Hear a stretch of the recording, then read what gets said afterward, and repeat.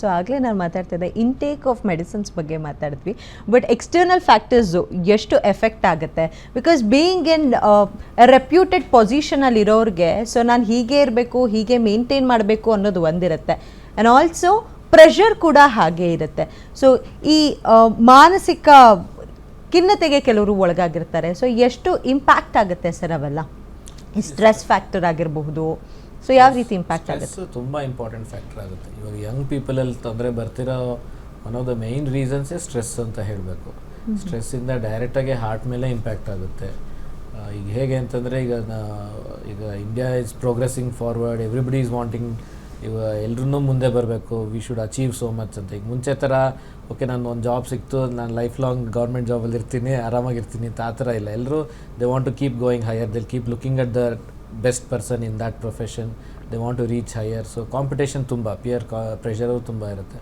ಹಂಗಾಗಿದ್ದಾಗ stress levels ಜಾಸ್ತಿ ಆಗುತ್ತೆ. ಆಮೇಲೆ ಎಲ್ಲರೂ ಕಾರ್ಪೊರೇಟಲ್ಲಿ ವರ್ಕ್ ಮಾಡ್ತಾರೆ. So corporate culture it is all very stressful.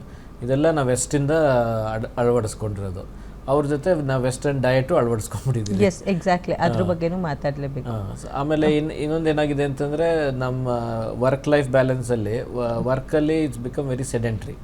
ತುಂಬ ಡೆಸ್ಕ್ ಮುಂದೆ ಮಾಡೋ ಕೆಲಸನೇ ಜಾಸ್ತಿ ಇದೆ. ಮ್ಯಾಕ್ಸಿಮಮ್ 80% ಆಫ್ ದ ವರ್ಕ್ ನಾವು ಮಾಡೋದೇ ಡೆಸ್ಕ್ ಮುಂದೆ.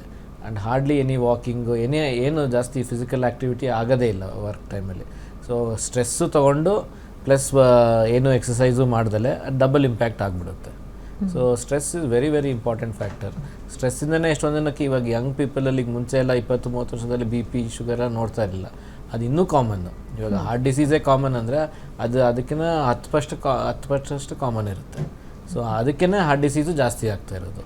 BP ಶುಗರು ತುಂಬ ಕಾಮನ್ ಆಗೋಗಿದೆ ಇವಾಗ ಯಂಗ್ ಪೀಪಲಲ್ಲಿ. ಅಷ್ಟೇ BP ಶುಗರ್ ಇದೆ ಅಂದ ತಕ್ಷಣ ಏಜ್ನ ಕ್ಯಾಟಗರೈಸ್ ಮಾಡುವಂತಹ ಕಾಲ ಇತ್ತು. ಈಗ ಆ ಥರ ಮಾಡೋಕ್ಕೆ ಆಗಲ್ಲ ಅನಿಸುತ್ತೆ. ಆ್ಯಂಡ್ ಆಲ್ಸೋ ಲೈಫ್ ಸ್ಟೈಲ್ ತುಂಬ ಮ್ಯಾಟರ್ ಆಗುತ್ತೆ. ಸೊ ಇವಾಗಿನ ಲೈಫ್ ಸ್ಟೈಲ್ ಏನಾಗಿದೆ, ಸೊ ಎಷ್ಟೊಂದು ಜನ ಆಫೀಸ್ಗೆ ಹೋಗಲ್ಲ, ವರ್ಕ್ ಫ್ರಮ್ ಹೋಮ್ ಆರಾಮಾಗಿ ಕೆಲಸ ಮಾಡ್ತಾರೆ, ಆರಾಮಾಗಿರ್ತಾರೆ ಅನ್ಕೋತಾರೆ. ಬಟ್ ಈ ವರ್ಕ್ ಫ್ರಮ್ ಹೋಮು ಕೂಡ ಈ ಬಹಳಷ್ಟು ಕಾಯಿಲೆಗೆ ಆಹ್ವಾನ ಮಾಡ್ತಿದೆ ಅಂದರೆ ತಪ್ಪಾಗಲ್ಲ ಅಲ್ವಾ? ಸರ್ಕೇಡಿಯನ್ ರಿದಮ್ ಅಂತ ಒಂದಿದೆ ಮ್ಯಾಮ್. ಸೊ ಅಂದರೆ ನಿಮ್ಮ ನೋಡಿ ಒಂದು ಬಾಡಿ ಆರ್ಗನ್ಸ್ ಒಂದು ಟೈಮಲ್ಲಿ ವರ್ಕ್ ಆಗಬೇಕಂತ ಇದೆ.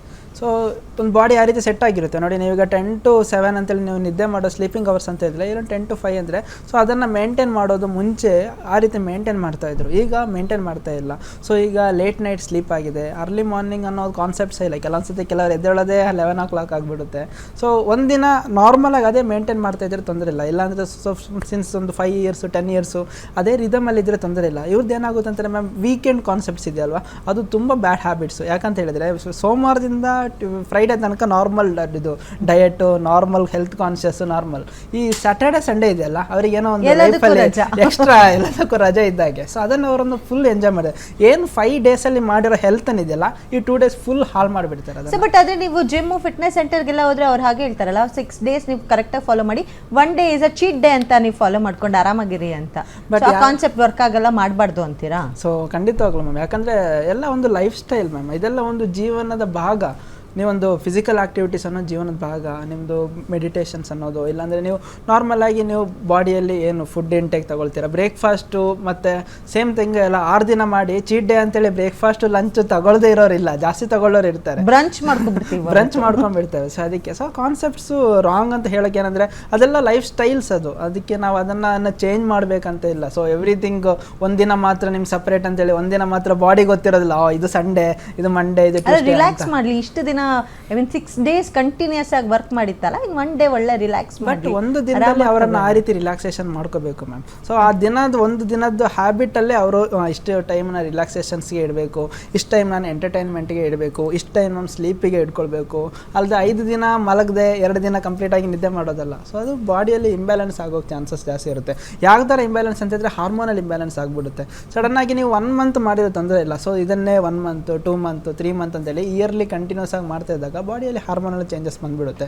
ಸೊ ಬಾಡಿಗೆ ಸರ್ ಏನು ಹೇಳಿದಾಗೆ ಇಷ್ಟೋ ಜನ ಒಂದು ಲೆವೆಲ್ ತನಕನೂ ಬಾಡಿ ಫೀಮೇಲ್ಸಲ್ಲಿ ಮೇಂಟೈನ್ ಮಾಡುತ್ತೆ. ಬಟ್ ಅದಕ್ಕೊಂದು ಲೆವೆಲ್ ಇದೆಯಲ್ವಾ, ಅದಕ್ಕೊಂದು ಲೈನ್ ಇದೆ, ಈ ಪ್ರಿಯಾರಿಟಿ ಲೈನ್ ಅಂತ. ಅದು ಕ್ರಾಸ್ ಮಾಡಿದಾಗ ಸೊ ಇವನ್ ಈಸ್ಟ್ರೋಜನ್ ಕೂಡ ಹೇಳ್ದಂಗೆ ಕೇಳಲಿಕ್ಕೆ ಆಗೋದಿಲ್ಲ. ಸೊ ಅದನ್ನು ಕೂಡ ಕ್ರಾಸ್ ಮಾಡಿಕೊಂಡು ಬಾಡಿಯಲ್ಲಿರೋ ಬ್ಯಾಲೆನ್ಸು ಇಂಬ್ಯಾಲೆನ್ಸ್ ಆಗೋಗ್ಬೋದು, ಅದು ಚಾನ್ಸಸ್ ಜಾಸ್ತಿ ಇರುತ್ತೆ. ಥೈರಾಯ್ಡ್ ಡಿಸ್ಫಂಕ್ಷನ್ಸ್ ಆಗಿರ್ಬೋದು, ಇಲ್ಲ ಅಂತ ಹೇಳಿದರೆ ಈಸ್ಟ್ರೋಜನ್ ಮತ್ತು ಪ್ರೊಜೆಸ್ಟ್ರಾನ್ಸಲ್ಲಿ ಬ್ಯಾಲೆನ್ಸಸ್ಸು ಇಂಬ್ಯಾಲೆನ್ಸ್ ಆಗುವಂಥದ್ದಾಗಿರ್ಬೋದು. ಇವನ್ ಮೇಲಲ್ಲಿ ಕೂಡ ಅಷ್ಟೇ ಸೇಮ್ ಥಿಂಗು, ಹೈಪೋಥಾಲಮಸ್ ಮತ್ತು ಪಿಟ್ಯುಟರಿ ಆಕ್ಸಿಸಲ್ಲಿ ಇರೋ ಚೇಂಜಸ್ ಆಗಿರ್ಬೋದು, ಇಲ್ಲ ಅಂತ ಹೇಳಿದರೆ ನಮ್ಮ ಬಾಡಿಯಲ್ಲಿ ಕ್ರೇನಿಯನ್ ನರ್ವ್ಸಿದು ಇಂಬ್ಯಾಲೆನ್ಸು ಚೇಂಜಸ್ ಆಗಿರುವಂಥದ್ದು, ಇದೆಲ್ಲದೂ ಬಾಡಿಗೆ ಇಂಪ್ಯಾಕ್ಟ್ ಆಗುವಂಥದ್ದು. ಸೊ ಇದೆಲ್ಲದೂ ಡೈರೆಕ್ಟಾಗಿ ಇಂಪ್ಯಾಕ್ಟ್ ಆಗ್ತದಲ್ಲ, ಎಲ್ಲದೊಂದು 5% ಅಂತೇಳಿ ಬಾಡಿಯನ್ನು ಕಂಪ್ಲೀಟಾಗಿ ಕವರ್ ಮಾಡಿಕೊಳ್ಳುವಂಥದ್ದು. ಓಕೆ ಸರ್, ಈ ಹೆಚ್ಚಿಗೆ ಪ್ರೋಟೀನ್ ಇಂಟೇಕ್ ಮಾಡ್ತಾರೆ, ಪ್ರೋಟೀನ್ ತುಂಬ ಜಾಸ್ತಿ ಪ್ರೋಟೀನ್ ಇಂಟೇಕ್ ಮಾಡಬೇಕು, ಕಾರ್ಬ್ಸ್ನ ಸ್ವಲ್ಪ ಕಟ್ ಡೌನ್ ಮಾಡೋದು, ಈ ಕ್ರಿಯಾಟಿನಿನ್ ತಗೊಳೋದು, ಆ ಥರದ್ದೆಲ್ಲ ಆಗ್ತಿದೆಯಲ್ಲ, ಸೊ ಅದೆಲ್ಲ ಯಾವ ರೀತಿ ಮನುಷ್ಯನ ಬಾಡಿಗೆ ಎಫೆಕ್ಟ್ ಆಗುತ್ತೆ ಸರ್? ಬ್ಯಾಲೆನ್ಸ್ ಡಯಟ್ ತೊಗೊಳೋದು ತುಂಬ ಇಂಪಾರ್ಟೆಂಟ್. ಸೊ ಕರೆಕ್ಟ್ ಅಂಶದ ಕಾರ್ಬೋಹೈಡ್ರೇಟು, ಪ್ರೋಟೀನು, ಫ್ಯಾಟ್ ಎಲ್ಲ ಇರಬೇಕು. ಇವಾಗ ಮೇಯ್ನ್ಲಿ ಏನಂದರೆ ಜಿಮ್ ಹೋಗೋರು, so they want to build muscles, ಅದಕ್ಕೆ ಪ್ರೋಟೀನ್ ಅಂಶ ನಮ್ಮ ವೆಜಿಟೇರಿಯನ್ ಡಯಟಲ್ಲಿ ಯಾವಾಗಲೂ ಪ್ರೋಟೀನ್ ಸ್ವಲ್ಪ ಕಷ್ಟ ಸಿಗೋದು. ಸೊ ಹಾಗಾಗಿ ಅವ್ರದಲ್ಲೂ ಡಿಫ್ರೆನ್ಸಿಯೇಷನ್ಸ್ ಇರುತ್ತಲ್ಲ, ಲೀನ್ ಮಸಲ್ಲು, ಪಂಪ್ ಮಾಡೋದು. ಸೊ ಇವಾಗ ಫೀಮೇಲ್ಗೆ ಅಂತ ಅಂದ್ರು ಅವ್ರಿಗೂ ಕೂಡ ಒಂದು ಸ್ಟ್ರಕ್ಚರ್ಡ್ ಇದಿರುತ್ತೆ. ಸೊ ನಾವು ಹೇಳೋದು ಯಾವಾಗಲೂ ನ್ಯಾಚುರಲ್ ಆಗಿ, ಇವಾಗ ಪ್ರೋಟೀನ್ ಬೇಕು ಅಂತಂದ್ರೆ ನ್ಯಾಚುರಲ್ ಪ್ರೋಟೀನ್ ಇಸ್ ಬೆಟರ್. ಇವಾಗ ಎಗ್ಗಲ್ಲಿ ಚೆನ್ನಾಗಿರುತ್ತೆ ಪ್ರೋಟೀನು, ನಾನ್ ವೆಜಿಟೇರಿಯನ್ ಇದರಲ್ಲಿ ಇರುತ್ತೆ. ಈಗ ವೆಜಿಟೇರಿಯನಲ್ಲಿ ಬೇಕು ಅಂತಂದರೆ ಪಲ್ಸಸ್ಸು, ಸೋಯಾ, ಅದರಲ್ಲೆಲ್ಲ ಚೆನ್ನಾಗಿ ಪ್ರೋಟೀನ್ ಇರುತ್ತೆ. So that is always better. ಯಾಕೆಂದರೆ ಅಗೇನ್ ಈಗ ನೀವು ಸಪ್ಲಿಮೆಂಟ್ಸು ಅಂತ ಹೋದಾಗ ಅದನ್ನು ಜಾಸ್ತಿ ತೊಗೊತೀರ, ಕಿಡ್ನಿ ಮೇಲೆ ತುಂಬ ಎಫೆಕ್ಟ್ ಆಗುತ್ತೆ ಅದು. ಯಾಕಂದರೆ kidney stones are very common ಆಗಿಬಿಡುತ್ತೆ ಅದು ಪ್ರೋಟೀನ್ ತುಂಬ ತೊಗೊಂಡ್ರೆ. ನೀವು ಈ ಆಟ್ಕಿನ್ಸ್ ಡಯಟ್ ಅಂತೆಲ್ಲ ಮಾಡ್ತಾರಲ್ಲ, ಬರೀ ಫ್ಯಾಟು ಪ್ರೋಟೀನ್ ತಿಂತಾರೆ, ಕೀಟೋ ಡಯಟ್, ಅದೇ that is keto diet. So ಅಂಥವರಲ್ಲಿ ಏನಂತಂದರೆ ಕಿಡ್ನಿ ಸ್ಟೋನ್ಸ್ ಅದೆಲ್ಲ ತುಂಬ ಕಾಮನ್. ಆಮೇಲೆ glucose is very important, especially ನಮ್ಮ ಬ್ರೈನ್ಗೆ ಮೇಯ್ನ್ ಗ್ಲೂಕೋಸೇ ಬೇಕಾಗಿರೋದು. ಸೊ ಅಂಥವರಲ್ಲಿ ಇದೆಲ್ಲ ಪ್ರಾಬ್ಲಮ್ಸ್ ಆಗಿಬಿಡುತ್ತೆ, ಮೆಮರಿ ಪ್ರಾಬ್ಲಮ್ಸ್ ಬರ್ಬೋದು, ಅಥವಾ ಬ್ರೈನ್ ಅಂದರೆ work you will not be as sharp. ಈಗ ನಮ್ಮ ಕೆಲಸಕ್ಕೆ ಬೇಕಾಗಿರೋದು one of the important things is brain. So you will feel very tired, ಆ ಥರ ಎಲ್ಲ ಆಗ್ತಿರುತ್ತೆ. ಬಟ್ ಅವ್ರಿಗೆ ಅಂದರೆ ವೆಯ್ಟ್ ಲಾಸ್ ಚೆನ್ನಾಗಾಗುತ್ತೆ ಅಂತ ಅಂದ್ಬಿಟ್ಟು ಅದನ್ನು ಫಾಲೋ ಮಾಡ್ತಾರೆ. ಬಟ್ ಅದನ್ನು ಬಿಟ್ಟಾಗ again the rebound is really bad. So which diet is best ಅಂತೀರಾ ಹಾಗಾದರೆ? ಅದೇ ನ್ಯಾಚುರಲ್ ಬ್ಯಾಲೆನ್ಸ್ ಡಯಟ್ ಮಾಡೋದೇ ಬೆಟರ್ ಮೇಡಮ್.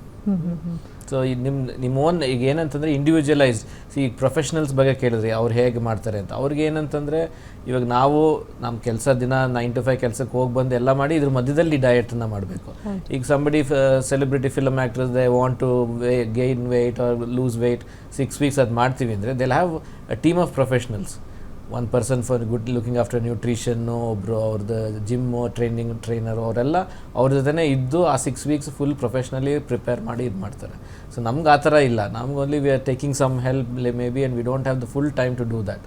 ಸೊ ಹಾಗಾಗಿ ನಾವು ಸ್ಲೋ ಆಗಿ ಮಾಡಬೇಕು.